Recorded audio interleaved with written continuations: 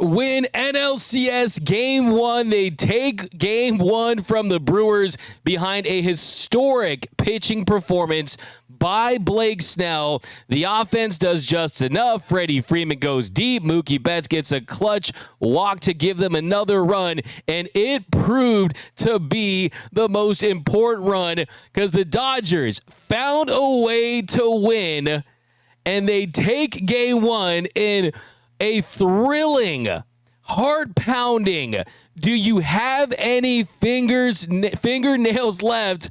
Game 1. And we are breaking it down next on the Dodgers Nation postgame show. It's time for Dodger baseball. Welcome to Dodger Stadium.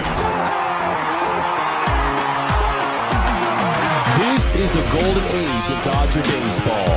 The Dodgers are building a dynasty. You guys ready to parade? We got a parade. The Dodgers punch back and head to the championship series. Ohtani starts the 50-50 club. Mookie Magic. Freeman hits the ball to right field. She is gone. Start the party, Los Angeles. Your Dodgers have won the World Series. Think blue, bleed blue, and I'm out.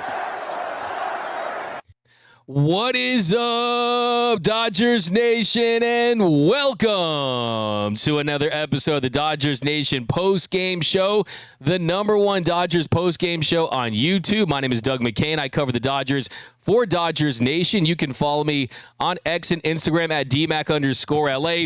It is your first time tuning in. Be sure to subscribe to the #1 Dodgers YouTube channel. We do a lot of giveaways. We're giving away a Clayton Kershaw 3,000 strikeout bobblehead. Comment CK3K down below. Also, we're giving one away over at the LA Sports Reports, my new show, my new channel. Then go over there and comment LASR.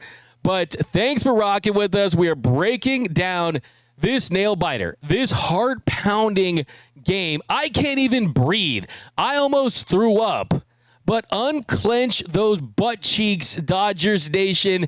The Dodgers squeaked out another close one behind an absolute brilliant, all-time great performance from Blake Snell. We'll hear from Blake Snell later in the show, live from Milwaukee. We'll hear from Dave Roberts and other Dodgers, Freddie Freeman. But what an incredible game for the Dodgers. The offense, not doing a lot. Roki Sasaki, the closer that saved our lives, didn't have it. Could not throw strikes. 22 pitches, just 10 for strikes. Could not find that strike zone. And the pitcher that everyone was attacking, saying he's washed, saying he's done, saying he shouldn't be on the postseason roster, Mr. Blake Treinen, enters the game in a very difficult situation in the bottom of the ninth. Yelich takes second. They didn't even pay attention to the runner. And then with runners on second and third, he walks Contreras.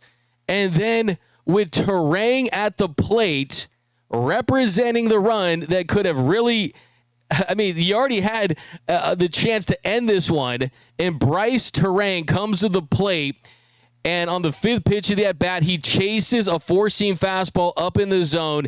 And by the skin of their teeth, the Dodgers escape with a win on the road. They take home field advantage, and they found a way to win.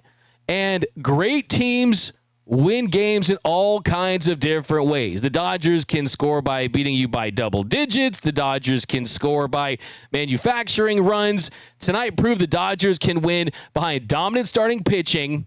And how about the pull by Dave Roberts? Because I could feel it. I could smell it. I could taste it. Blake Treinen comes in and doesn't get the job done. D-Mac, this one's on Doc. How do you take Roki Sasaki out of that game?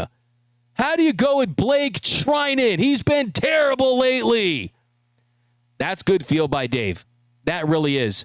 Because you set up the matchup for him, and I like the fact that in that ninth inning when they walked Yelich, you didn't give him something out over the plate. It was a splitter away by Roki, and then on Contreras, on the sixth pitch of the at-bat, Blake didn't just mail in a strike out over the plate. It was a pitch where, yes, there were some non-competitive pitches in there, and it wasn't a perfect appearance. He didn't dominate, but I like the fact that you didn't just concede and say, oh, I'm going to just throw this pitch right out over the plate. With Treinen, he is a really good hitter. There's no doubt about it. I mean, Treinen is solid, 794 OPS, nothing to write home about, but I think the matchup right there, you found a way to get the job done. And give this Dodgers team credit, because had they not had won that game, you would have said, the headline would have been, the story would have been that the Dodgers just wasted one of the very best starting pitching performance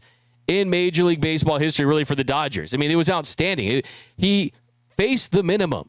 He was fantastic in this one. Blake Snell, tonight, he was great.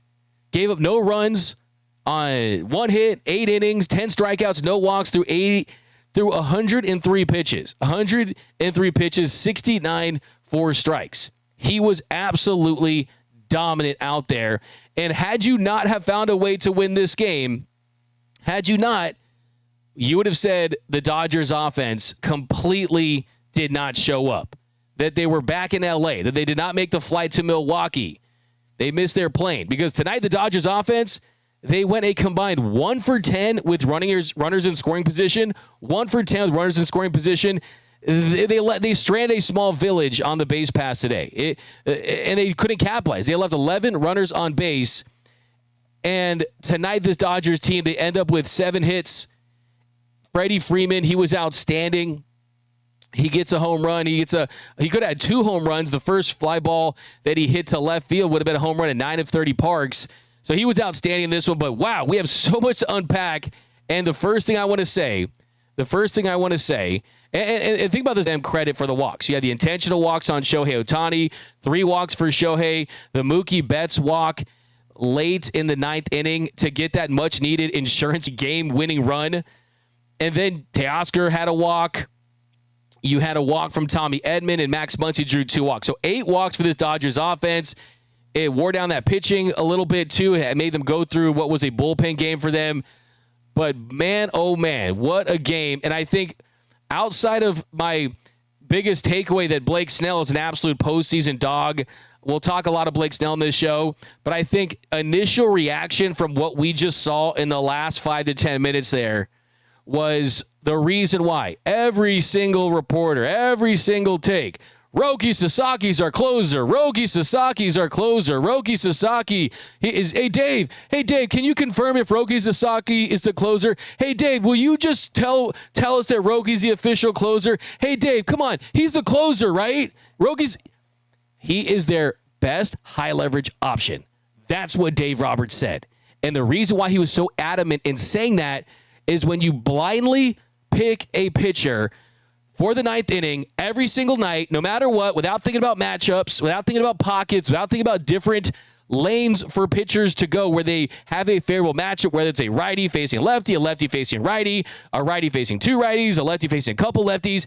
If you don't factor that in, then you are playing checkers and you are not playing chess. The Dodgers, they play 4D chess, and they realize that you have 8 games to win, now 7, and tonight was an example of why you're not going to be able to win the next 8 games. You did tonight, 7 more games without finding another high leverage option to close games for you. And tonight, Roki Sasaki did not have it.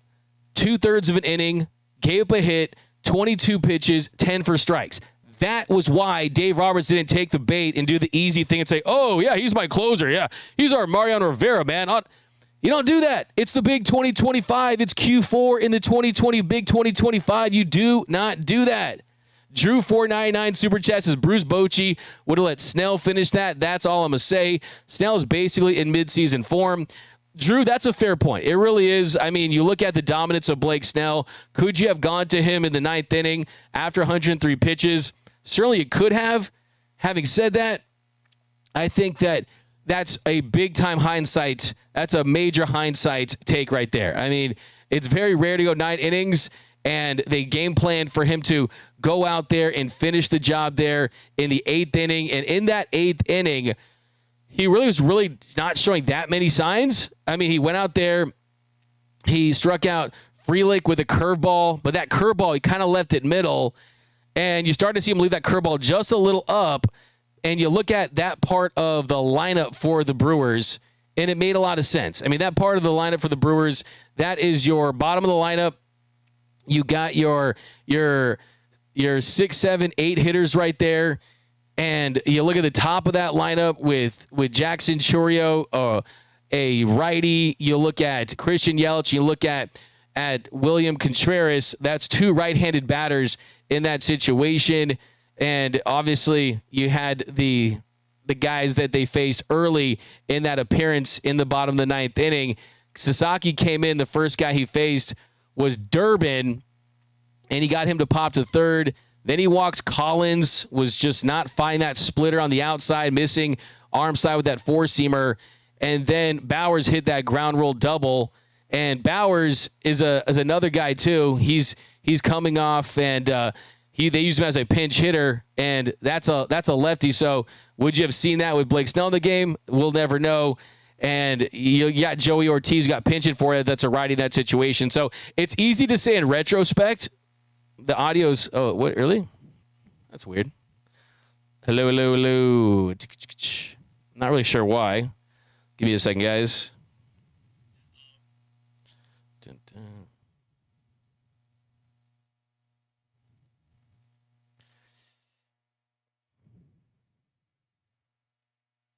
Hello. Wait, I don't have any issues.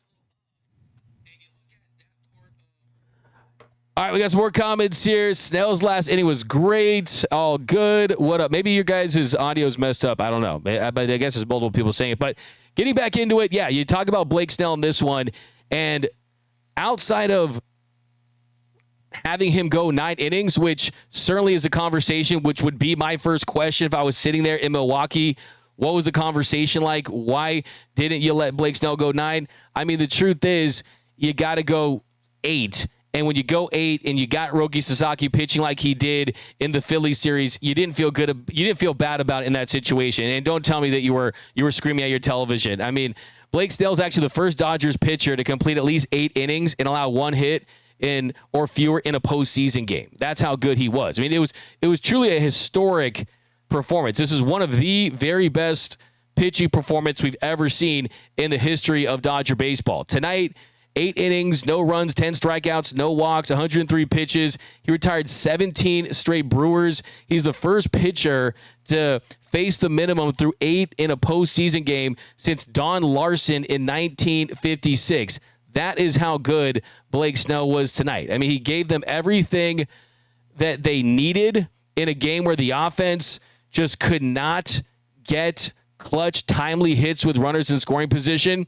And just to give you an idea how good Blake Snell was. I mean, he gives up a leadoff single to Caleb Durbin in the 3rd inning, but 1 out later, he picks him off at first base. After that, he retired the final 17 batters in a row to finish off his night. He faced the minimum, 24 batters, the longest postseason start by a Dodger since Clayton Kershaw in 2020, Game 2 of the Wild Card Series, coincidentally also against the Brewers. And he also has been dominant this entire postseason. He struck out 9 in his last 2 starts. Tonight, he strikes out 10. It's a postseason career high. He's just the second Dodgers pitcher with 3 starts with at least 9 strikeouts in the same postseason.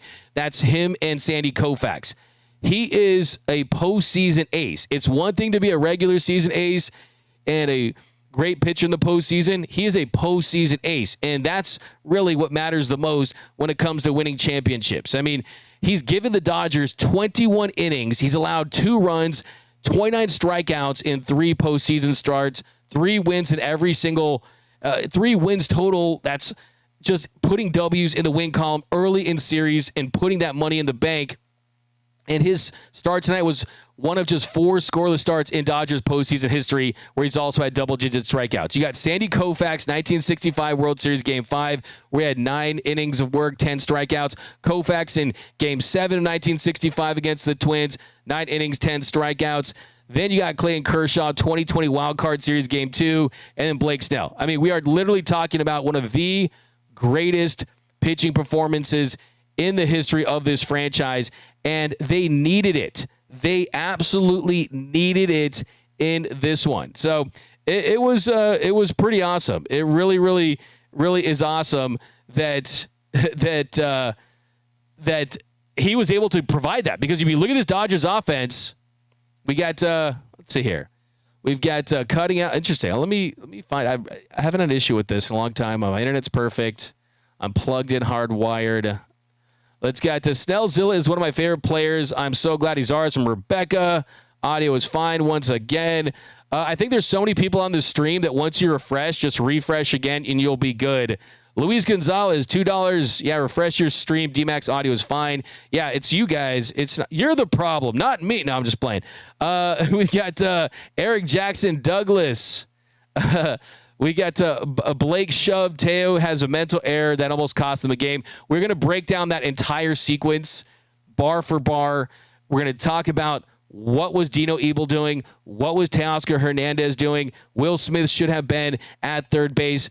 It was a base running blunder by a Dodgers team, and thankfully it did not cost them a loss in this one. Nicholas Garcia, a Snell complete game would have been so beast. Yeah, I mean, it would have. Snell's changeup is incredible to watch. That's from Brianna Rochelle. Everything that he had working for him tonight was fantastic, and I think heading into this start, the big question is, what would be the Brewers' approach? Because they're a team that does not chase. They do not expand the zone, but he was so successful when he was able to get guys to play by his rules, right? You saw Yelich, strikeout, curveball, down in the zone. Contreras, curveball, down in the zone. He was so good that he got so many uncharacteristic swings out of the zone. The curveball was money. The changeup was nastier than a gas station bathroom. And he had them going all night long. And he was absolutely in his zone. He was locked in. And I remember this offseason debating with a lot of you guys, because a lot of you guys wanted Max Fried. I had Blake Snell as my number one free agent target. The reason why is because this team doesn't care about the regular season like they used to. They care about the postseason. And Blake Snell has been one of the best postseason pitchers in history, and I think this postseason run is going to absolutely cement that. And how about the savviness for Snell to pick off Treinen? I mean, to have the pickoff when he did at the beginning of the third inning when Caleb Durbin he has that base hit. You're like, okay, what's going on? Is this the start of a rally for this Brewers team? Because that's kind of similar to how they kind of score. And I think what hurt him in that count, he fell behind the count 2-0. Down the fifth pitch, that was one of his only really bad pitches of the night. It was a four-seam fastball out over the middle of the plate. He hits a single off it, but then to bear down and pick off a guy, which he did in his last start as well, it was massive. I mean, give Blake Snell all the credit in the world. He really has came to an organization that's allowed him to flourish, right? I think for me, Blake Snell, it's like, for me, Blake Snell, it's like Tampa Bay was his high school years. Then the Padres were like his kind of like fratty college years, right? The Giants were kind of like his like grad school-ish. And then the Dodgers, he's playing for the pros. It's his first, like, okay, this is my real job, right? This is my career, okay? I'm in the pros, and I'm going to win a World Series because those kid gloves are off. Those training wheels are off. You are not seeing Dave Roberts at the top of the step to take him out in the fifth, sixth inning or seventh inning. The last two starts before this were the first time he had ever gone at least 6 innings in a postseason start.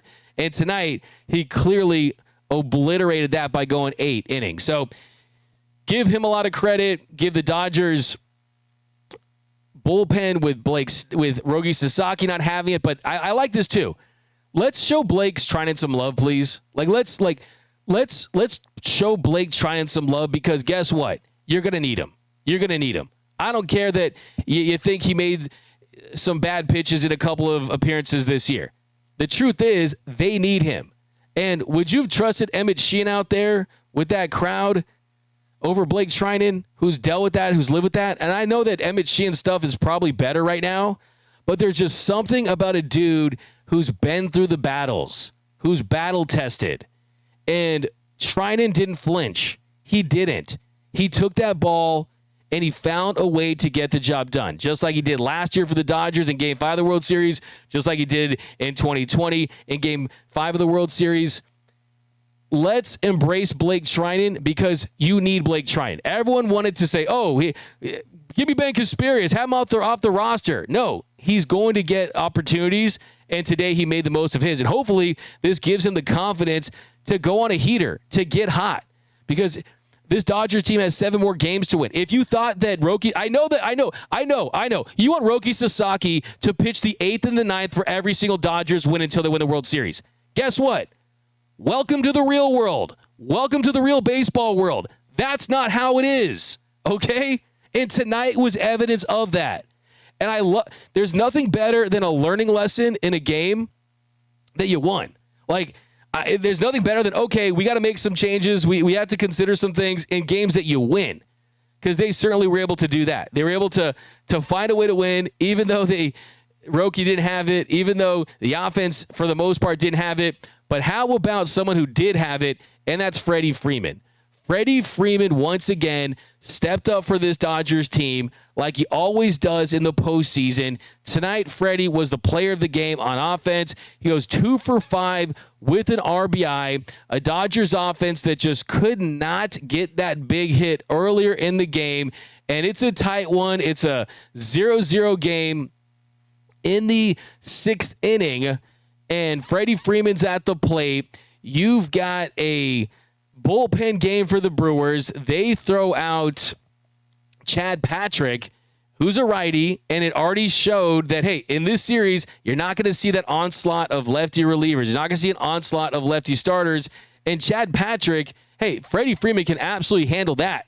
And during that at-bat, I thought you started to see signs that Freddie was going to hit one out. He gets up in the count 2-0, fouled off a really nice cutter. They were trying to jam him inside, crowd him off in the inner half of the plate. He fouls it off. Then he fouled off a cutter on the outside. And then finally, he fouled off 4 straight off-speed pitches, his sinker in there. And then on the 6th pitch of the at-bat, he gets a 4-seamer down, and he golfed that sucker out. It was an absolute skyscraper from Freddie Freeman. That thing must have scraped the International Space Station. And for him, I think for Blake Treinen and this team, you got to look and you got to say, hey, Freddie Freeman got the job done for us. Freddie Freeman got the job done for us tonight. He started the scoring in the 6th inning with that solo home run off Chad Patrick, and then he just stepped up later in the game too. Was able to really put the hits together. I mean, I think with Freddie, he's about to really go off, and we're still going to see postseason Freddie like we saw last year, because later in the game, Freddie gets a 1-out double in the 8th, and that's one where it's another pitch, middle, knuckle curve. He crushed it, and the fly out that he had earlier to left in the 4th inning, that would have been a home run in 9 of 30 Park. So Freddie Freeman's locked in. He provides the offense. Mookie Betts, he gets to them another run with the walk. And then coming up, we're going to talk about the base running blunder. We'll hear from Blake Snell. But welcome to the Dodgers Nation post-game show. The Dodgers Nation post-game show. #1 Dodgers post-game show in the game. Lots of super chats. If you want directly in, we'll super chat us up and we'll read you right away. Oh, hey, Desas, most informative Dodgers fan ever. Thank you for what you do. Oh, appreciate you. Appreciate you, my man. And, yeah, it's all we all love this, right? We got Stavi 1999. All I'm going to say is this game was a tall sign that the at-bats need to be more on it. Use that small ball that we're known for to add that insurance. This was more nerve-wracking than it needed to be. Yeah, there was opportunities, but give them credit. I mean, they were executing pitches. You saw fantastic defensive plays by the Brewers in this one, plays that really not a lot of teams are making. And if you really, this is not an easy team. And I think tonight we saw that tonight that, hey, this whole narrative that Pat Murphy's trying to push, David versus Goliath, the average Joes versus the Monstars. Hey, you know what? I think you're kind of belittling your team at this point. We had Pat Murphy saying that the Dodgers couldn't even name players that were on the Brewers, that there really wouldn't be any Brewers that would make the Dodgers. If I'm a Brewer, I'm like, screw you, man. Like, I'm in the show, bro. Like, What are you talking about? We're pretty good. We drive Benzes too, right? We got nice houses too, right? So I definitely think that I would probably revisit that strategy.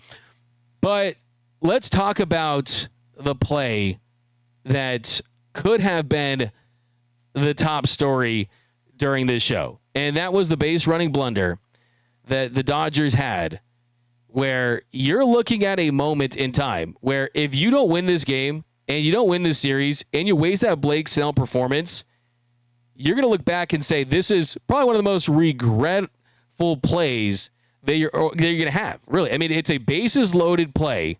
It's bases loaded. You got Max Muncy at the plate, top of the fourth inning, 1 out, and Max Muncy, he hits one on Priester, and it goes deep, deep, deep into center field, and just really a great play. I mean, you got to give credit where credit's due, and it was really a great play in center field by an outfielder. That's great. I mean, look, Sal Frelick's a really good outfielder, and he covered a lot of ground to get to that ball. He jumps, and when he gets to that ball, he bobbles it, and it looks like for a quick second that the ball just goes back into that glove, and it goes as an out.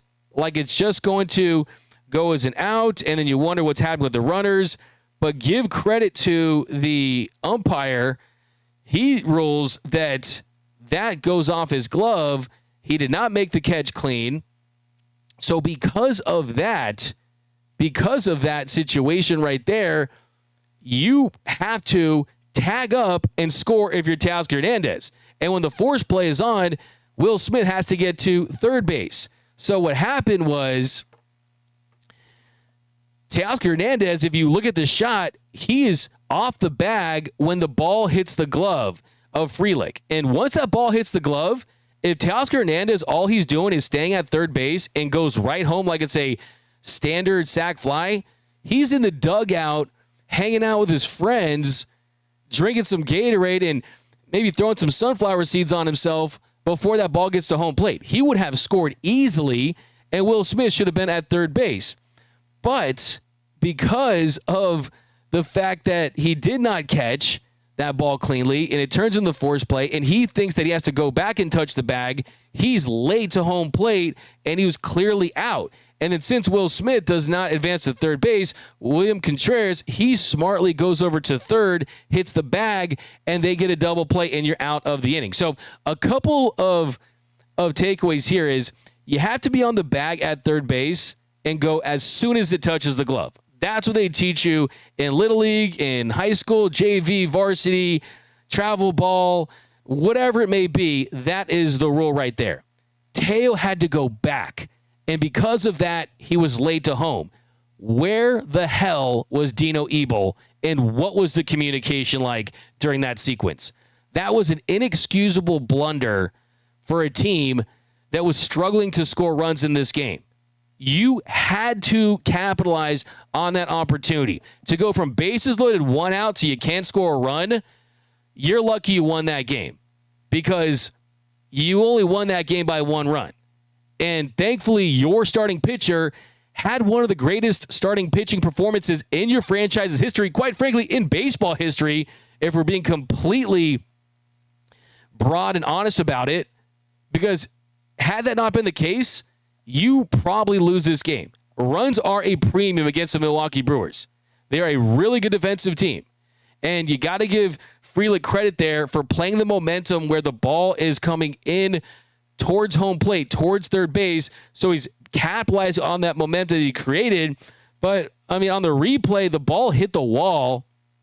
And Teo, he was not out by tag. He was out by a force play. Runners needed to advance, and they didn't. So you had the out at third base. It was. Look, let's call it what it is. It was awful. It was terrible. Not knowing the rules, not executing. I mean, what's the excuse there? Because you just can't have it. And I see people out there on Twitter saying that the ball should have been a home run because it hit the yellow line. The ball hitting the yellow line does not mean it's a home run. It's not. That's not how the rule works. It has to go over the wall. There's no controversy. There's nothing to dissect there. It was just a bad play. It really was. And thankfully, they won this game. Thankfully, we won this game, because if they didn't, that's what we would be talking about. That's what we would be talking about, because that one was a rough one. But let me get your comments and questions and your takes. I want to know everything you have to say about that play right there. We're going to hear from Dave Roberts here in just a few minutes. But I think what really threw people off was just because it was so unlikely. Like, it was such an unlikely play that we never see, right? It was an 8-6-2 double play. Like, guess what? Like, I don't need to you don't see that. An 8-6-2 double play is insane. I mean, Sal, like, think of all the improbable things there. Sal Frelick in center field. He initially gets that glove on the ball, bounced out, hits the top of the wall, goes back into his glove. Initially, you're thinking, oh, man, that's the catch of the year. That's an outstanding, fantastic Gold Glove catch. And the Dodgers, they thought the same thing. So they thought what you thought. So a little bit in their defense, it was improbable. They thought it was a great play, just like we all did. But the ball hitting the wall, that means it's not a home run. What it really means is the ball is in play.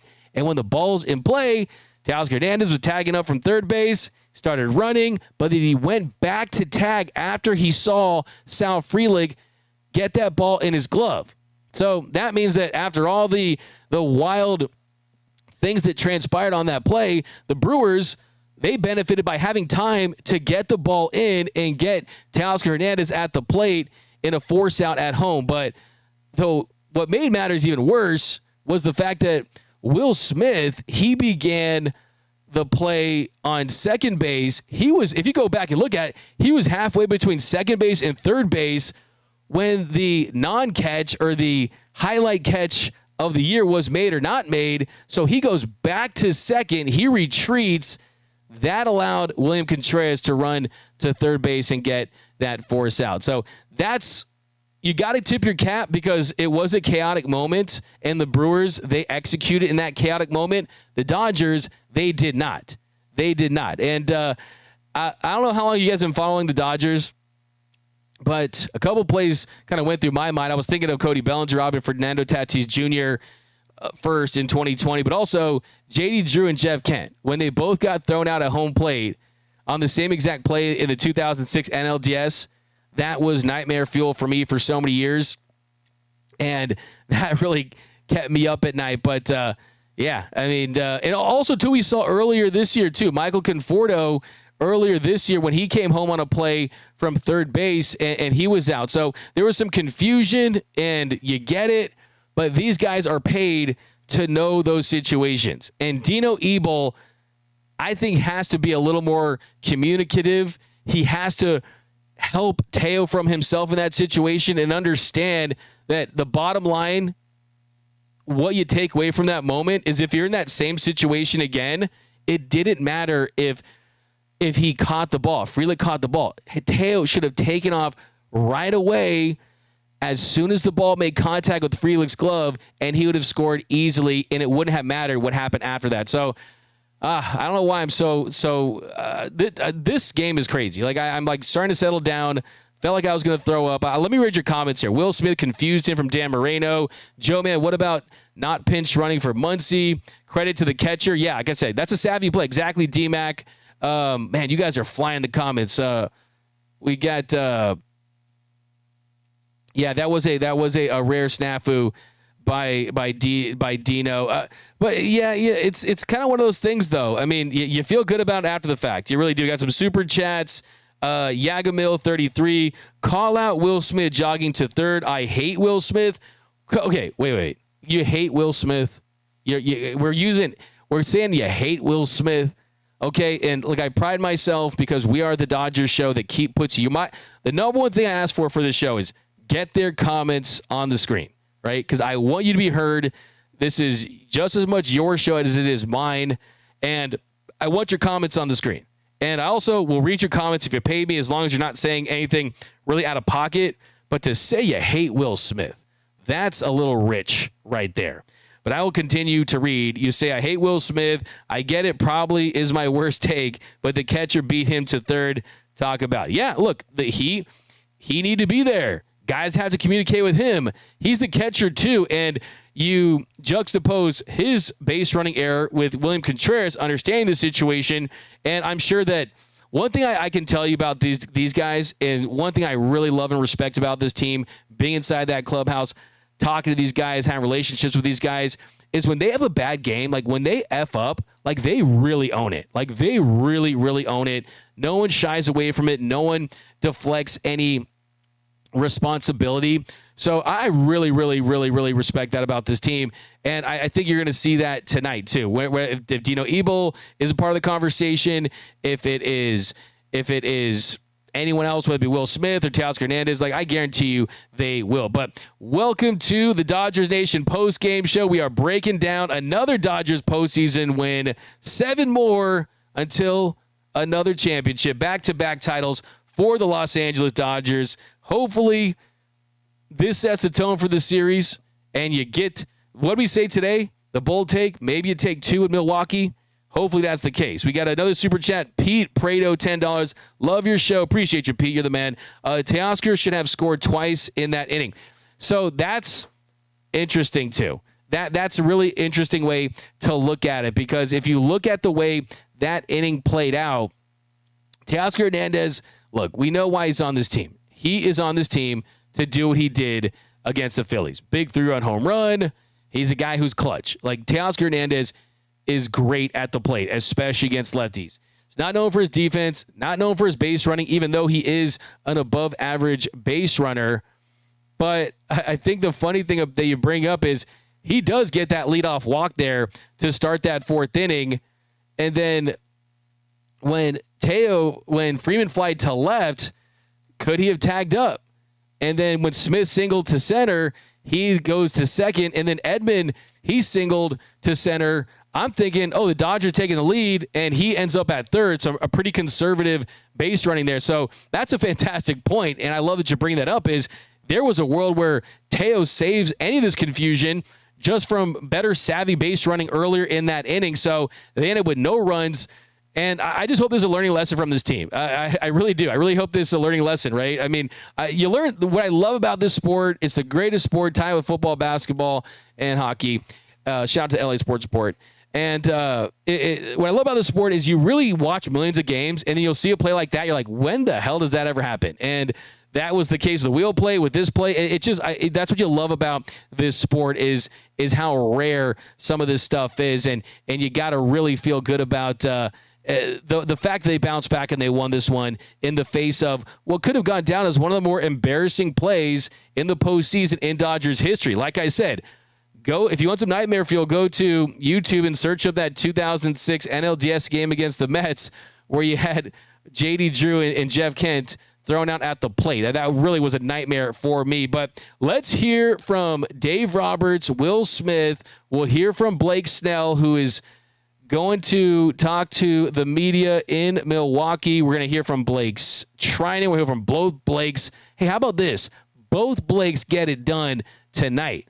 Both Blakes get it done tonight. Let's read some more super chats here. Let me read 10 here, 10 comments, and then we will go to the comments. We got, oh, come on, D-Mac. Baseball is the best sport, from Sawyer Lund. Sam Lynn 499, love Teo, but man, Loki has been making too many little mistakes in this playoff run. I mean, sure. I mean, yeah, I guess. But, like, look, that's the thing about Teo. Like, the thing about Teo is this, man. You take the good with the bad, and the good far outweighs the bad. Like, I mean, I know my GOAT, my all-time GOAT, Vin Scully, he used to love to say that baseball is the what have you done for me lately sport. Let's not forget what Teo did for this team in the NLDS in Game 1. I mean, the last Game 1, it was Teoscar Hernandez with the Dodgers trailing 3-2 in the 7th inning that comes up with that big 3-run bomb off of Strom. And, hey, if he doesn't hit that home run, they lose that game, they might not even be playing today. So, hey, sometimes you got to ride the horses that got you here. And Teo is certainly one of the horses that has gotten the Dodgers where they are at. But can we show some love to Blake Snell, too, guys? All that love for Snellzilla. We've got JM Salas, $5. Ebel told Teo to go. Ebel was pissed in the dugout. I think I looked at it, too. I zoomed in, and clearly there's some communication there. But, yeah, you almost want to that's something that he's got to be in his ear before he's thinking that he doesn't have to tag up, right? I think that when you're the third base coach, you take on that responsibility in that situation. So I think if you are Dino Ebel there, yeah, like even if you're yelling at him to stay, I mean, what does that say about you too? It's like, I think you can say that it goes deeper too for Dino. Like, why wouldn't he listen to you, right? Like, does he not respect your authority? Does he not execute what you're trying to tell him, right? I mean, when you're a coach, you have to get the buy-in from your players. So if there was a communication blunder, that's on the coach, right? And if there's a training error where you're not presenting the players with these situations, that's on the organization. I don't think that necessarily was the case, but all things are considered here. And like most things, did Teo not know the rules there? I mean, who knows? I mean, it's possible. I think in those situations, it was such a rare play that he almost kind of went on instinct and thought that he had to go back, but he didn't. But don't let, and we'll talk about it more. I love reading your comments, guys. I love you guys maybe have different thoughts about this stuff, so that's pretty awesome. We've got to Snell. Don't do it. It's a literal nightmare. Yeah, but yeah, Blake squared from Jeremy Buckley. How about this, guys? Hey, we got Bong Song 1990 D-Mac. We need a Haesung Kim shirt of his face smiling, saying very happy while you ask him how he felt about scoring the winning run of Game 4. We got a great shirt that was designed by my man Noel. We also have a great Kike Hernandez, Mr. Keektober shirt, another 2-hit game for him. Got an awesome shirt for Yamamoto, who goes tomorrow. So go to gearup.la for all the latest Dodgers t-shirts in the game as well. We've got, hey, Milwaukee, there's a new beer. It's called Snell Zero. Wow, Andy Chen coming with the fire take right there. Look, I'm so happy for Blake Snell. This is where he wanted to be. These are the games he wanted to pitch in, and he delivered a performance for the ages tonight. And to me, it almost felt like he was. To me, it was kind of like a rapper. It was kind of like a rapper. It was like Eminem. Like it was like Eminem just giving you his best bars. It was like when Eminem's on Lose Yourself or Till I Collapse or Role Model. It was Eminem in Mockingbird. Eminem in Kill You. It was Eminem at his finest. And it was like a rapper who's perfectly executing bar for bar out there. But wait a second. He can also do that. Let's celebrate with the Blake Snell anthem. But it's just for show. You keep it amateur while I keep it pro. I'm about my business while you're about your dough. I'm about my fans while you're about your hoes. You on the game like a buddy knows it comes and it goes. You don't make me head nod, you make me doze. My future is bright and your future is so dim. I'm on the game like Jack when he broke through the rim. So I look through my glasses and what do I see? Your boy B Snell is tearing up this beat. So I'ma hit you like Ali did versus Frazier. In rip, knockout, now where is my paper? RP to Frazier and all of my haters. I'ma keep it 100. So hit me on my page like Jordan did Game 6 when he hit him with that fader. I'm in my prime like Magic on the Lakers. Woo!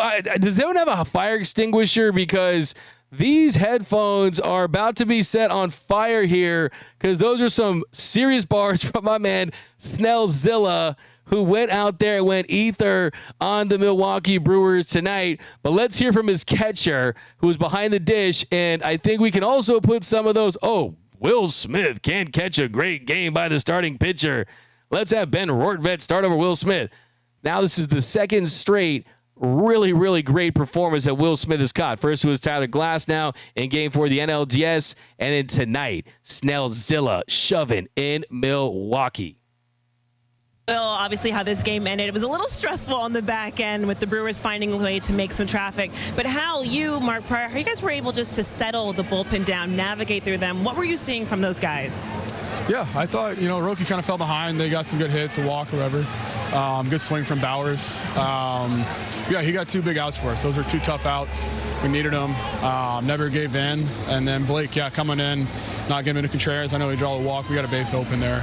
And getting that last punch, he was huge. What was the conversation before that last strikeout? Yeah, I mean, it was just keeping him calm. It's just, you know, being me. We had a great relationship. We've been in these stressful situations before.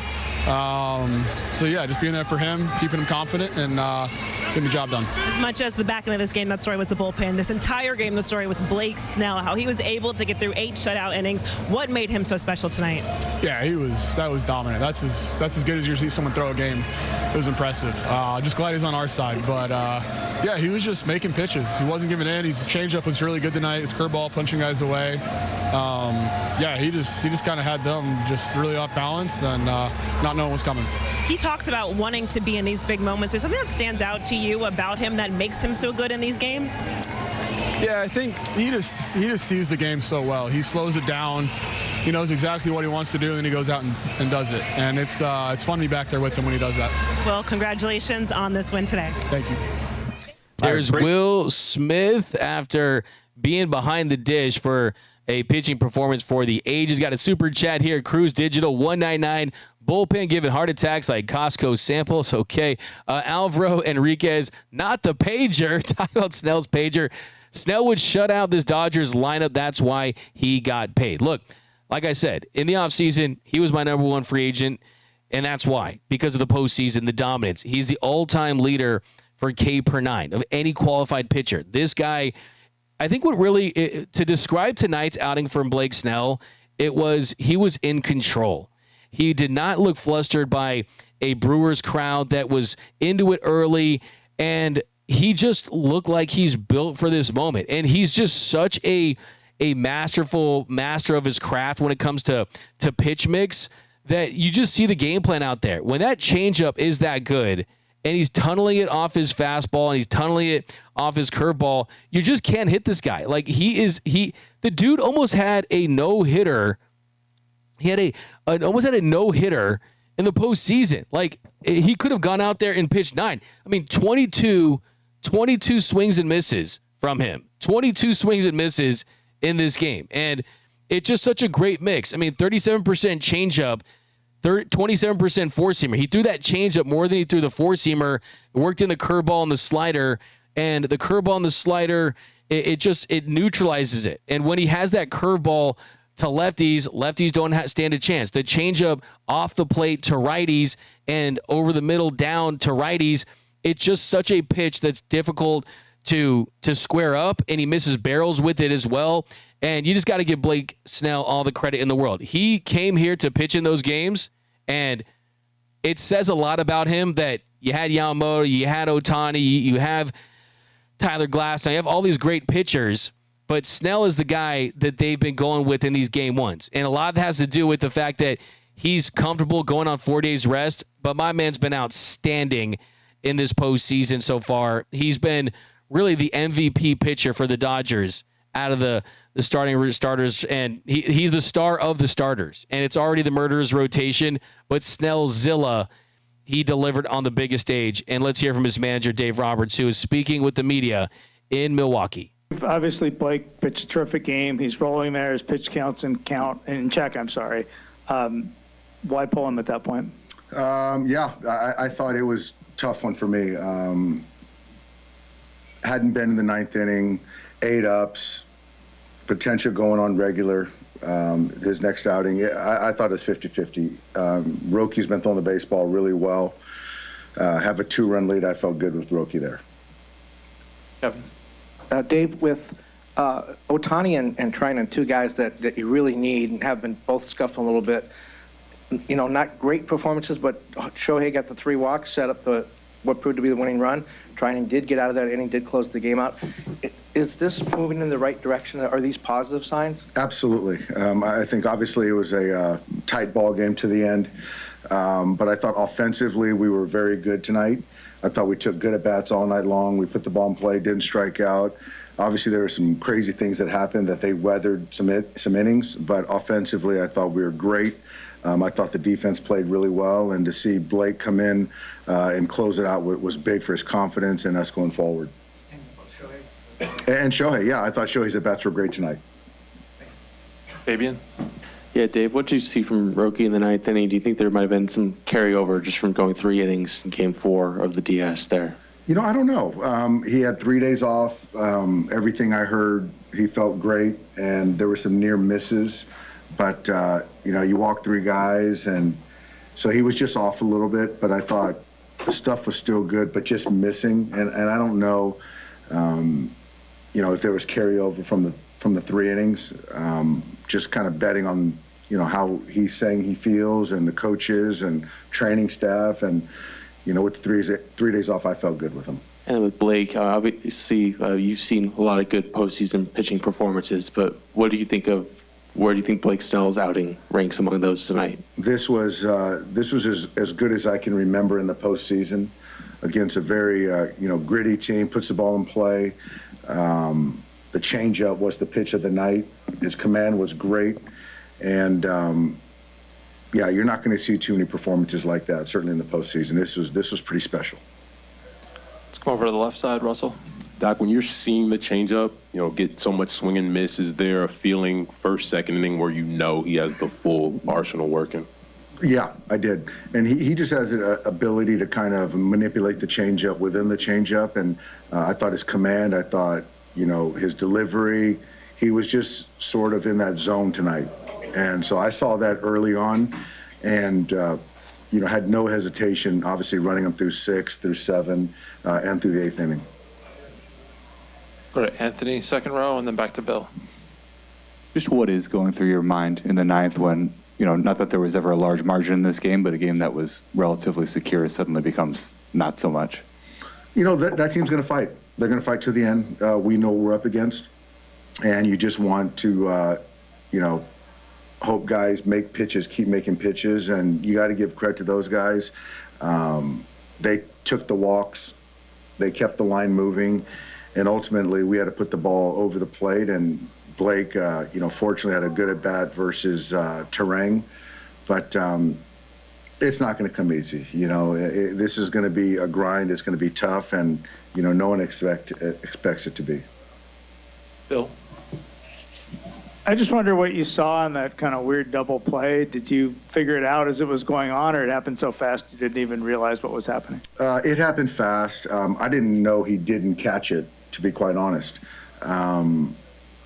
We go over that rule. Teo knows the rule. I think right there he just had a little bit of a brain fart, appreciating that when it does hit the glove, you can tag there, but then he did it correctly, then saw, he didn't catch it and went back, and that was the mistake. But he owned it, and, after that, there's nothing else you can do about it. Fabian? It seemed like even after they reviewed it, you sort of went out for an explanation. What sort of were you looking to get from the umpires there? Was it sort of just about who relayed what to where in terms of the ball was I just wanted clarity. Honestly, I didn't know that they ruled it a no catch. So I just wanted clarity on the whole situation, and then kind of making sure that they got a couple force outs, which they did, and ultimately those guys and replay and the guys on the field got it right. They nailed it. Any last ones for Dave? All right, Doc. We'll see you All right, thanks, guys. So there was Dave Roberts, and interesting stuff in there, talking about Roki Sasaki, the decision to go with Roki there, and the fact that he had been pitching well, the fact that he did throw 3 innings against the Phillies.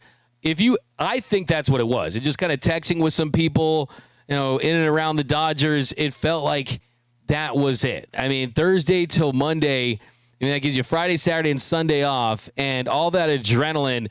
I mean, those 3 innings for him against the Phillies where he went perfect, not any hits, no runs, no walks, may as well felt like 8 innings, may as well felt like 9 innings for him.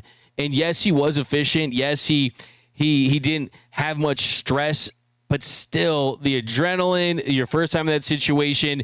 And I think that's evidenced just by the overall stuff tonight. And it is good. Look, I'll be honest with you. I know I can be the eternal optimist, but the truth is, you guys know I keep it 100. And to keep it a buck, what I'm going to wake up at 3:30 in the morning tonight and think about when I'm in a cold sweat staring at the fan is the velocity being down today for Roki Sasaki. And we saw in his last appearance against the Phillies, when he had those 3 perfect innings, he topped out at 100.7 miles per hour, and he was averaging 99.5 on the heater. That was 3.4 miles per hour up from his regular season averages. Tonight, he topped out at 99.3, but he averaged 98. So the heater was down just a little bit, and I think he was just trying to find the strike zone any way he could, and he clearly just could not in this one. 22 pitches, 10 for strike. So you kind of have to pay the bill. And what they did tonight was kind of pay the bill for winning in Game 4.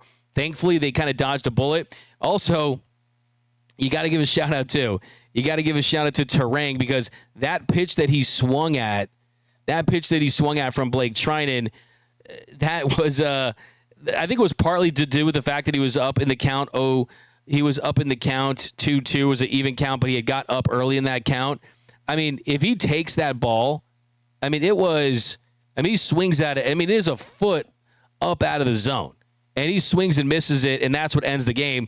So Bryson Treinen, that was a bad swing, and it was uncharacteristic for a Brewers team that prides themselves on good, solid at-bats right there.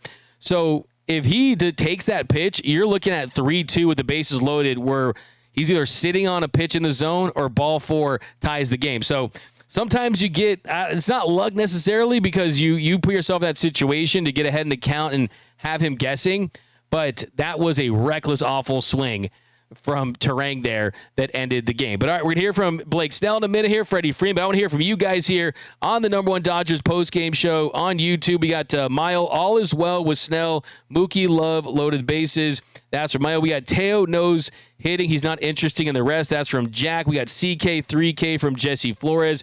Let's hope Roki isn't regressing back to early season Roki. It's not that. I mean, he's still way higher than the velocity was when he was dealing with the shoulder injury. The mechanics has been smoothed out. He's throwing from a little lower slot. He still hit 98, but he wasn't pumping 99 and 100 as much. And I think it's less the velocity, and the fatigue was impacting the command a little more, because he was fighting it. He was trying to fight that command early on. We got Muncie was swindled. We got MTV Gen X watcher hoping Roki was going to be okay. He's a guy who lives and dies on confidence, on the confidence roller coaster. I'm hoping his teammates lift him back up. I don't think, look, I mean, Mariano Rivera is kind of the exception, and Strasburg and guys like that. We've seen a lot of examples of, that 2019 Nationals team using Patrick Corbin out of the pen, and it's a similar strategy for the Dodgers. You're taking some starters and having them execute and be effective as relievers, and that's how you get the job done. Roki is more of a hybrid at this point, and yes, you're just going to have some blunders, and tonight he didn't have it, but I didn't lose confidence in him. I think he's still in there, and thankfully they got Game 1. Hopefully they got Game 2 tomorrow, and this is a short series. I really hope it is. I had the Dodgers in 5, but I did say taking 2 in Milwaukee was very possible. We got Martin Troop, D-Mac, Sasaki would have been in that position if Roberts let Snell finish the game. Yeah, look, let's hear from Blake Snell. Let's read some more comments. Let's hear what Blake Snell had to say about that. Thankfully, look, Kevin Cash would have taken Blake Snell out of that game in like the second inning. No, Kevin Cash would have taken Blake Snell out of that game. He would have taken Blake Snell out of that game a lot earlier after he gave up the single in the third. Can you imagine? After Caleb Durbin had that single in the third inning, Kevin Cash would have came out there and taken the ball out of his hands. But no, let's hear from Freddie Freeman. Let's hear from Blake Snell, the players of the game on offense. For Freddie hitting that bomb, that skyscraper home run. He was looking for the slug, got the slug. And look, as a whole, you did see better at-bats. You did see a lot better at-bats. So we're going to talk about that after this. But let's hear from Freddie Freeman and the star of the game, Snellzilla, Blake Snell. Obviously, Blake pitched a terrific game. He's rolling there. His pitch count. Start with Fabian, second row on the right. Yeah, Blake, this is a weird question to ask a guy who's throwing a no-hitter, but have you ever had an outing where you've been as locked in as you kind of were tonight? A no-hitter, yeah. You answered that. I feel like the whole postseason, I've been pretty locked in, pretty consistent. So different outings, but yeah, it was just 8 innings, went deeper. But last 3, it felt really good, really locked in, consistent, similar. I think only 5 of your last 51 pitches were fastballs. Like, how much does that kind of speak to how good you felt about your changeup tonight? I think it's just understanding like what they were trying to do. It's like I pitch off of what they're telling me, not. So I just felt like they were really aggressive to a certain pitch, and it seemed to be that way. So I threw differently. But the next time I face them, if they're more aggressive to other things, then I'll throw the fastball more. It's just that's what they're giving me. Go to Russell, second row on the left. Like when you are pitching the way like you did tonight, you're getting a lot of swing and miss with the changeup. Do you feel that in your bullpen before you're coming into the game, or does it take a couple innings to finally get that feel? Yeah, I mean, coming into the game, I want all 4 pitches to feel good, to just have some kind of feel. They'll all come out. Like when I come out to the game, it'll be different. Like, okay, this is what I'm seeing. I'm going to go with more changeups to this hitter, or more sliders, curve, whatever. But the whole goal is just feel confident that I can strike all 4, and then when I get out there, their approach will tell me what I'm going to do. Bill in the front. Maybe one for each of you. Freddie, you've been fortunate to play in so many postseason games. If this wasn't the most dominating pitching performance, what was? I mean, I can't think of one off the top of my head that was just so good from the start. Sometimes it'll take an inning or 2 for someone to settle in, and it was from the get-go. Just what he can do with the changeup against right-handed hitters, I think that's from 82 to 88. You can throttle it whenever he wants. It's not just one pitch. He's throwing it. It's like 3 different pitches when you throw it 3 different speeds for hitters. And then when you think you're going to sit on something, here comes 96, 97. It was a masterpiece tonight. Yeah. And Blake, what does it mean to you to go from, early in your career, you got great stuff, and everybody's talking about, well, okay, 5 innings, 100 pitches, to now you can get 7th, 8th inning every time. Maybe could you go on the 9th? Feel like you could have gone on the 9th? Yeah, I mean, I felt I could have, but I trust Dave. He knows what's best for the team. Yeah. But as far as the growth. Yeah, and then one more, I've always been a pitcher that could locate. I've just been labeled a wild pitcher, but I've never felt that's ever been true. But my last 3 years have been pretty consistent, and I could throw the ball, do what I want with the ball, but the narrative's always been, he's a wild pitcher, walks a lot of guys, but I laugh at it because it's not true. And I know that because I'm the one throwing the ball. Fabian. Yeah, Blake, before the game, Andrew was kind of talking about the conversations you were having early on in free agency about what it meant to be in October and how that was kind of what was driving you at this point in your career. Like, how much do you kind of remember about those talks with Andrew early on this offseason, and what did you kind of express to him at that time? Yeah, no, it's clear as day. I remember saying Freddie, Mookie, Shohei in that lineup, I can't wait to pitch. That was really the start of it, but just seeing what they're able to do and wanting to be a part of it and knowing how important postseason is to them, and that's just something that I wanted to be a part of. Even playing against them, watching, it was just always in the back of my mind, I wanted to be a Dodger and play on that team. And to be here now it's a dream come true. I couldn't wish for anything more. And I'm just going to do the best I can to help us win a World Series. Russell. Freddie, you have about 25 ABs against Blake in your career. You kind of touched on it a little bit. What is an at-bat like against Blake, especially left on left? I think I talk about gray hair a lot. That's where some of them come. When you face guys like him and Jacob deGrom and those kind of pitchers, when the minute you wake up, it's going to be a battle that night. And when you face a power pitcher that can locate 3+ pitches, it's going to be tough. And that's the thing. It's just like you mentioned earlier, it's how he pitched tonight is not probably going to how he pitches the next time. And so it's hard to scout. It's hard to feel good against someone. You might have success in one game and it'll be completely thrown out the door and you're going to strike out 3 times. And I've done it, and it's just, he knows what he's doing on the mound. I am so happy that we are sitting next to each other now and doing press conferences together and not having to be apart and walking by each other and talking about how he beat us again, because he did it a lot. And he's amazing. There's a reason he's a 2-time Cy Young Award winner. He's on the biggest stage now, and he's just doing what he's always done. So incredible stuff from Blake Snell, and you heard Freddie Freeman talk about it. You heard Dave Roberts talk about it, how his changeup is essentially 3 pitches, because if you look at the velocity of that changeup, he can go 79, he can crank it all the way up to 86. And when he's facing a right-handed batter as a lefty and he's commanding that changeup on the outside corner, you're seeing during at-bats, early in that bat, the changeup will sit 86, 85, 87 potentially. And then on the swing and miss to end the at-bat, he's dropping it down to 79. I mean, just perfect example. Look at strikeout, bottom of the 7th inning, Jackson Chourio. Second pitch, he got him to foul off a changeup that was 86 down.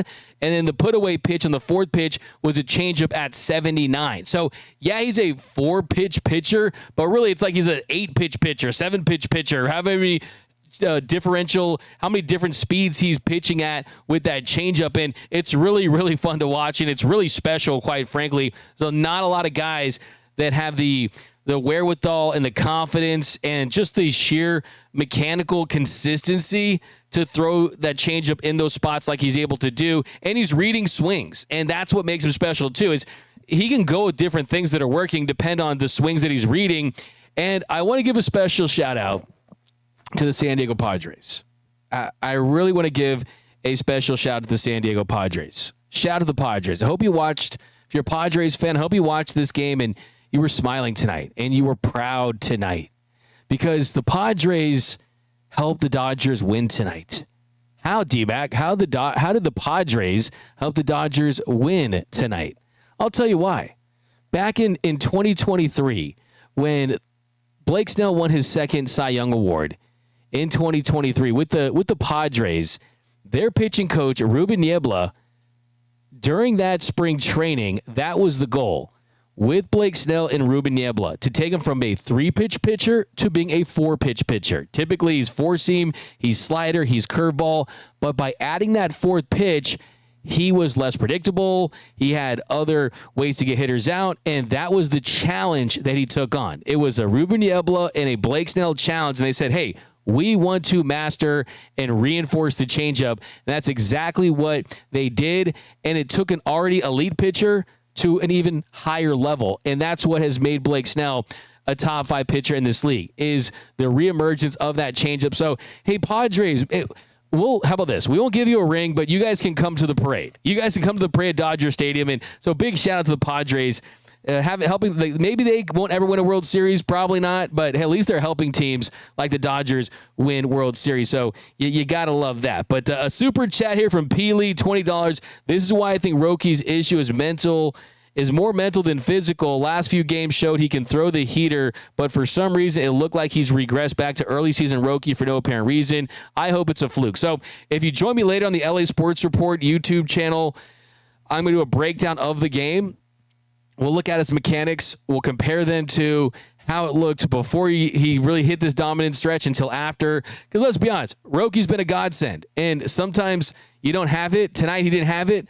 But give credit to the guy that came in and got the job done. Wasn't necessarily beautiful and pretty, but hey, the result is the result. And just taking the ball in that situation and not getting rocked, you got to give Blake Treinen some credit in this one.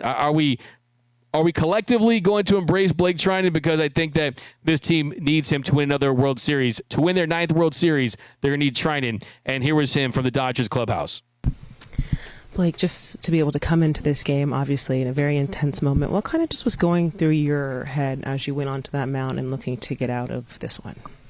Well, prayer first. It's just Roki's been so great for us, and to have an opportunity to pick him up, just thanking God for the opportunity and trusting the talent he's given me in a stage like that. And then just, trying to execute. That team's very well prepared. I feel like I made some really good pitches against Wilson Contreras' brother, William Jiminy. And he, he had a great at bat, and thankfully got trying to swing. It's a great win. Snell threw amazing. Our offense did a great job grinding out some at bats and pushing across the runs that we needed. So just a good team win. Meeting before that strikeout after the walk, what was kind of shared with you as to what you all were looking to achieve? You talking about Mark came out? Just kind of, what we're looking to do. maybe a couple of back and forth about what pitch selection. And it worked out well. So. When did you get the call for going to the mound? When did I get the call? Yeah. Honestly, I don't know. It was maybe after the third batter. They just told me to be ready for Contreras. Did you have enough time to warm up? Yeah. Yep. As you know, a very relentless team. Pitching in the postseason is also a different level of intensity. What makes them so hard to navigate and game plan against? I think they're just well prepared, well coached. They know what they're good at, and they don't come outside of that lane. So just trying to keep them off balance, because they're not a team that really strikes out much. I think Blake did such a great job of just pitching so differently, and his strengths right now are just amazing. So his feel for the zone kept him off balance, and then being a righty, late after they've seen a lefty all day, I think probably helped. But they're just, from top to bottom, one of the most complete teams, yeah. So there was Blake Treinen getting the job done in this one. I don't care how you do it, they found a way to get the job done. And tonight, if you look at the box score, Blake Treinen goes a third of an inning. He gets the save in this one. Sasaki with the hold, and then Blake Snell goes 3-0 on the fantastic performance. And how about this? I see people talking about Shohei Ohtani in the comments. I have a couple thoughts on Shohei Ohtani, who tonight didn't get a hit, goes 0 for 2, but drew 3 walks, took a lot better at-bats. I think what stands out from Shohei Ohtani's at-bats tonight was he was laying off that curveball down and away. He was laying off that four-seam fastball down and away. He drew a walk in the first inning off a lefty, off of Ashby, which was promising. And then the third inning, he worked an 8-pitch at-bat. They were trying to crowd him in off the plate with cutters and trying to get him to chase down with the curveball, but he was able to stay patient, didn't expand the zone, and he flied out to left. So that tells you he's going oppo, so he's going the other way. So I actually felt like he had really good at-bats tonight, and I think the home runs are coming. And then how about this, Dodgers Nation? How about this, Dodgers Nation? Top of the 9th inning, they intentionally walked Shohei Ohtani, and Mookie Betts is at the plate. And Mookie Betts, what does he do? He takes a 6-pitch walk. He laid off a slider from Uribe that was off the plate, and he is able to draw that bases-loaded walk that made it a 2-1 game. When are these people going to learn? Pat Murphy intentionally walked Shohei. I get it. Lefty, righty, righty. We all understand that to get to Mookie. But when you load the bases, you put so much pressure on your pitcher to throw strikes. And we saw the same result against the Phillies. What happened? Johan Duran had to face Mookie Betts after Rob Thompson walked Shohei Ohtani to load the bases on an intentional walk. What happened? Mookie Betts laid off the fastball up in the zone. That tied the game against the Phillies. And in this one, same situation. You walk Shohei Ohtani to load the bets. Mookie draws the walk, and that leads to the game-winning run. So, hey, pick your poison. Pick your poison and keep going to Mookie Betts, because great things are going to happen because he's a great player. So I love that. But all right, guys, let's go to all of your questions and comments now. I'm going to spend the rest of the show taking your questions. We got Congoto, greater than Shohei. We got Jose Aguirre say, man, be for real. If Roki had gone 1, 2, 3 there, would it be any of you whining that they should have kept in Snell? Y'all are never satisfied with anything. Hey, I'll defer to what Blake Snell said. And Blake Snell said right there that, hey, it's all about Dave Roberts knowing what's best for this team. And, hey, everyone was screaming for – how funny is that? Everyone's screaming, Roki's got to be the closer. Dave brings in Roki. Should have kept in Blake Snell. Look, 103 pitches, 103 pitches. I mean, if he goes out there, doesn't have it, you're looking at a guy that is going to throw, 120 pitches in 9 innings when you need him for another game this series? Blake Snell's got to go out there and pitch another game. I mean, you're going to see Shohei Ohtani or Tyler Glasnow in Game 3, but they are sticking with a 4-man rotation, right? So Games 1 and 2, you got Blake Snell and you got Yoshinobu Yamamoto, and then 3 and 4, you're going to go with a combination of Shohei Ohtani and Tyler Glasnow, so you'll get Blake Snell for Game 5 that could close it out. And I don't want to see Blake Snell not at his very best in that game. One of the reasons why Roki, I didn't think, performed as well was because he threw those 3 innings. Like, all those innings add up, and all those bullets, they come at a cost. So I'm fine with it. I really am. I mean, you got Blake Snell going twice this series. Yamamoto hopefully goes once, and hey, who knows? Maybe a sweep. But you don't need Blake Snell again. But hey, you want him as your closer, and then when you get the closer, you get upset. I mean, it's so hilarious. Come on, Jose Aguirre. What are you saying there? Brianna Rochelle Snell will have that Kershaw curveball. Manny no hustle Manchout owes the Dodgers his paycheck. Yeah, shout out to Manny Machado. Hey, you guys. Sunnyside Blake is okay, but he shaved his cop chin beard. Hemi Turner. Okay, that's not my nickname. Come on, come on now. I like these. We got Shohei O for okay. This makes me laugh, but I also think it's out of pocket. Shohei O Fordo. Come on now. That's from Debo down below. Let's go to the super chats here. See what we got. My producer Antonio Tony Taters got all the super chats lined up for me here. Sneaky Panda $5. So all that talk from Dave about pushing them and it's not being about their health was BS. Keith Evan, $4.99. Snell was unhittable. He faced the minimum, and only Don Larson has done that in the 1950s, 1954. WTF was Dave thinking, D-Mac. Dave drives me mad sometimes. Yeah, I think it's funny because it feels like every single Dodgers game this year in the postseason has taken like 20 years off our life, and it feels like we're not winning games, we're surviving games at times. Yet the Dodgers this postseason now have taken 2 against the Reds. You took 3 against the Phillies, and then you took 1 against the Brewers. So you're 6-1 this postseason. So hey, things are working out. Ryan Montas, after this series we had against the Phillies in the NLDS. Thank you for the $10. And now having played 1 game against the Brewers in the NLCS, the difference between both teams and fan bases is night and day. Stavi 1999. All I'm going to say is this game was a tall tell sign that that the at-bats need to be more on it. Use the small ball that we're known for to add that insurance. This was more nerve-wracking than it needed to be. We got Ryan O'Connor. We've got Charlene saying win with the amount of wins so far. I love that. D-Mac, remember when Joe Davis said someone? Yeah, absolutely. I like this one saying Blake Snell's got to go against Fat Joe in the World Series again. Well, they're probably going to play the Mariners, so maybe Macklemore or someone like that. How did Macklemore win a Grammy over Kendrick? Brianna Rochelle, at the end of the night, the Dodgers win. Yeah, hey, I'm not complaining about a road win. I'm not complaining about a road win in the postseason. You won't find me complaining over road wins in the postseason. We got D-Mac, stop giving the other teams tips. We want to win. Kali, yeah, I'm pretty sure they're going to be offering that. Great show. What's up, Jason Nelson? Snell is reading hitters. That's brilliant. All right, couple more here. BL Boy D-Mac, watching Teo and Andy play baseball is like watching a drunk chase a balloon along the edge of a cliff. Come on, that was a really vivid analogy there.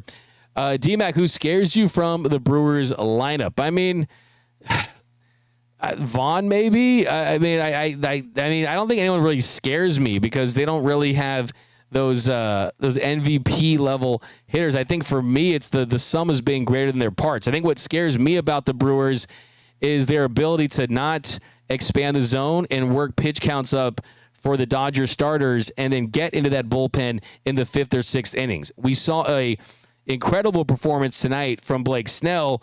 Will we get that from Yamamoto, or will Yamamoto get taxed? And we have to see that bullpen being used earlier. And the more times you go to that bullpen, the higher the likelihood that someone doesn't have it. So to me, it's more them as a group than one individual player as a whole, because it's not like last year, right, where you had Aaron Judge or Juan Soto or just some of these all-world type of hitters. Christian Yelich isn't that same guy that he was during his MVP years. That's not who he is. Andrew Vaughn, though, is dangerous. I mean, he is. He's definitely dangerous. Bryce Terang, dangerous at times. But, I mean, yeah, they have a lot of guys that are above average, and you have to execute against those guys, but they don't have the Shoheis or the Freddies, those top-level elite hitters. For me, it's respecting each hitter and making it where you're going out there and getting out. So that's kind of where I'm at. Biggest takeaways, yeah, we'll do that tomorrow on the show. It's got to be Blake Snell being the ace of the Dodgers this postseason. It's got to be number 2, Roki Sasaki, yes, he's the primary high leverage guy, but if you're going to ask him to go 3 and then bounce back with another 1 inning in a high leverage situation, maybe you're going to need some other guys to step up and get the final 3 outs.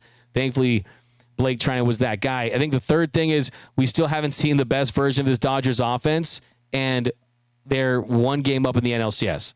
So they've rode the starting pitching. They've rode the bullpen.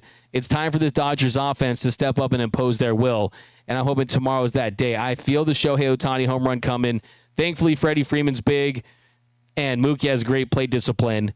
So they're still finding a way, but it's time for the Dodgers offense to wake up. And then the fourth thing, the small things are very important, and everything matters.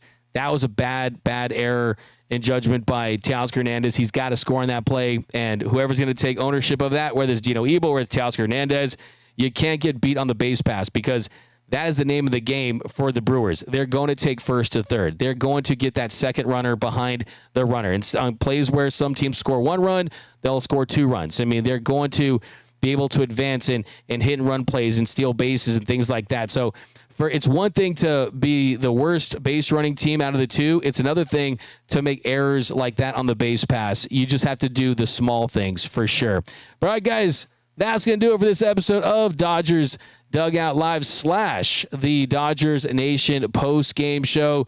Do me a huge favor. If you want to support every show, hit the subscribe button, hit the notification button, hit the like button. I'm going to read some more comments on the way out. DMAC for president? No, my president, president of baseball operations. No, we got a good guy there, Andrew Friedman. Dodgers in 5, Dallas. Mods needed. Roseman, Carino, DMAC, we need our offense to get it back together. Our pitching was great, but there will come a time where the opposing team will produce. Yeah, we'll work on the mods thing for sure. We've got Sawyer. We got, hey, Blake, you picked up Roki, and Roki and others will reciprocate. Yeah, I think that was kind of the story tonight is Roki had picked up Blake, and tonight Blake, he picked up Roki at a time when they needed it in the worst possible way. So you got to give some love there. DMAC and Snell should rap together. Hey, that'd be awesome. A little rap duo there, me and Blake Snell. But no, hey, you know what? That's the thing I want to see now. I cannot wait. Like, Blake Snell has to drop a freestyle. At the Dodgers World Series parade if they win. Because I look at my top 5 favorite rappers of all time. My top 5, the top 5 greatest rappers of all time, Blake Snell, and Snellzilla. That's where I'm at on that one. Okay, another super chat. We got Mariners are defying the odds. You have the Mariners up 2-0. Some more down below. Super chat, $2 from Danny RV. Snell is the berserker. We've got B-Rabbit, Faux Life, and Snell. DMAC for closer. Daniel Macy. DMAC, the Tornado Destroyer from Dodgers. Awesome. The schedule for the next show. Tomorrow we're going live 12 o'clock. Also, I'm talking Dodger baseball and doing breakdowns for the LA Sports Report. So we're going to have the breakdown for this show tomorrow on the LA Sports Reports. You don't want to miss that. That definitely is a place that if you're a fan of this show, you should automatically subscribe to that show, because we're going to be doing Dodgers stuff that we can't do over there with live highlights and things like that. So a DJ Tour to DMAC. Yeah, what's my rap name? Good stuff. All right, guys. So that's going to do it for this episode of the Dodgers Nation post-game show. My name is Doug McKain. You can follow me on X and Instagram at DMAC_LA. Do me a huge favor. Hit the subscribe button. Hit the notification bell. Hit the like button on your way out. Drop a comment. Join the Discord. Join the LA Sports Report. Also, big shout out to my remote producers, Noel and Tony Taters, Antonio. And also, big thanks to you guys. You guys make the show what it is. This is your show. I'm just hosting it. We appreciate you over here. And we're going to leave you with our new, let's do some quick shout-outs, y'all. I'll do the name thing at the end. Jeremy Buckley, what's up? Randy, what's up? BC, MTV Gen X Watcher, Brianna Rochelle, thank you, and Rocks. Roseman Carino, C. Carrera, Yang Yi, Jesus Saves, Himmy Turner always makes you laugh. Dan Moreno, Andy Chen, Sawyer Lung, Sunnyside. That's a good list right there. Jay-Z, Rock, Him, Nas, Cuban, and Blake Snell. Snellzilla and Rocks, Purple Jesus, Saydeeb, Jack, Adrian Salazar, Will G, Moreno, A1A, Vincent, Steve, Yang Yi, Alan, Valentine, Youth, Asia, Adam 818, Ray Barrios, All you guys, thank you so much staying with us till the very end. And we'll leave you with the LA Sports Report. So head over there, hit the subscribe button, and remember, nothing, absolutely nothing, brings us together quite like Dodger baseball. And until next time, think blue, bleed blue, and I'm out. LA is the sports capital of the world. The Lakers have entered their Luka Doncic era. LeBron doesn't just want a farewell tour, he wants a farewell title. The Rams are going to win the Super Bowl. Go, Kings, go. The Dodgers are the best run franchise in all of professional sports. Shohei Ohtani is the GOAT. Steve Ballmer will do anything to get the Clippers a championship. Mick Cronin has to win a national championship at UCLA. Justin Herbert is a top 5 quarterback in this league. College football is just better when USC is good. This whole city has the Mamba mentality. I love LA. Live from the heart of Los Angeles, this is the LA Sports Report with your host, Doug McKain. So find us over on YouTube. It's LA Sports Report. We're going live Monday through Friday and shows on the weekends. It's LA Sports 24/7, 365. You know I'm loyal to the soil, not just Dodgers, but Lakers, Rams, Chargers, USC, UCLA, Kings, Clippers. If they're talking about it in the world of LA sports, we'll be covering it at the LA Sports Report. You know I'm loyal to the soil. Join the LA Sports Report now. And also a reminder to join the movement with House Atlas. So there's a new exciting partnership where we have partnered up with a brand that you guys know and I love, because I'm a dude who don't grow a crazy beard. I always have to shave. So whether you're heading to the office or gearing up for the NLCS game, it's the perfect way to clean up that facial, clear your head, and start fresh. And it's no joke. From the team that brought you the Athena Club, the women's razor everyone's obsessed with, they brought the same care and quality to the men's side. Stop wasting money and time on shaving products that don't look good, aren't effective, and cost way too much. Grab House of Atlas now at Target stores nationwide or online at Target.com. I love their 5 precision blades reinforced with welded steel, so there's no flex or irritation. The serum strip, it just makes it just so smooth. And the precision trim edge is perfect for cleaning up your sideburns. It also looks sick. I've got the black one, and it's honestly the best looking razor I've ever owned. Has some weight to it, doesn't feel cheap or plasticky. Whether you want to go clean shaven like Shohei Ohtani or just tighten up the lines on your Teoscar Hernandez beard, this razor's got you covered. So once again, do not waste any more money and time on shaving products that don't look good, aren't effective, and cost way too much. Grab House of Atlas now at Target stores nationwide or online at Target.com. Start the party, Los Angeles! Your Dodgers have won the World Series! And when the upcoming winter gives way to spring, rest assured, once again, it will be time for Dodger baseball.